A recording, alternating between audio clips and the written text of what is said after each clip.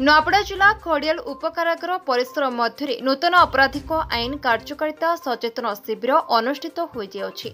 ए शिविर में वरिष्ठ सांबादिक तपन दास जोगदे नूतन आपराधिक आईन देशर नागरिकों को प्राथमिकता दे न्याय प्रदान दिगरे कार्य करिबो बोली मतव्यक्त करथिले। सभारे उपकारागार अधीक्षक बलराम बिसी अध्यक्षता करथिबा बेले मुख्य काररक्षी मनोज कुमार दास एवं काररक्षी दयानिधि जानी जोग देथिबा बेले सांबादिक ओम प्रकाश चौधरी जोग देथिले।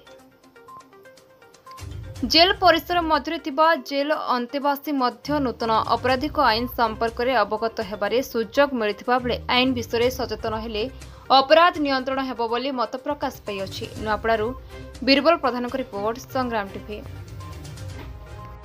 आज जेल परिसर मध्य गोटे आईन सचेतन कार्यक्रम है। नूतन आईन जो अपराध आईन 2023 लागू है ता संक्रांत गोटे सचेतन कार्यक्रम रही है। कौन सब व्यवस्था रही सर कहतु। मोर नाम बलराम बिसी माझी, सब जेल खड़ियाल अधीक्षक। आज आमर जेल परिसर में अंतेवासी मानक नहीं एवं स्टाफ कर्मचारी को नहीं आमर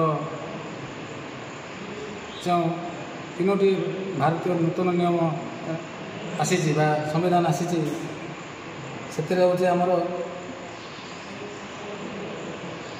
भारतीय न्याय संहिता, भारतीय नागरिक सुरक्षा संहिता एवं भारतीय साक्ष्य अधिनियम ये तीनटी उपर आमर आज आलोचना होता जहाँकि आमर सीआरपीसी आईपीसी थिला ता परिवर्तन हो आमर नूतन नियम जो करागला से आमर बंधु मैंने दुई जन आसी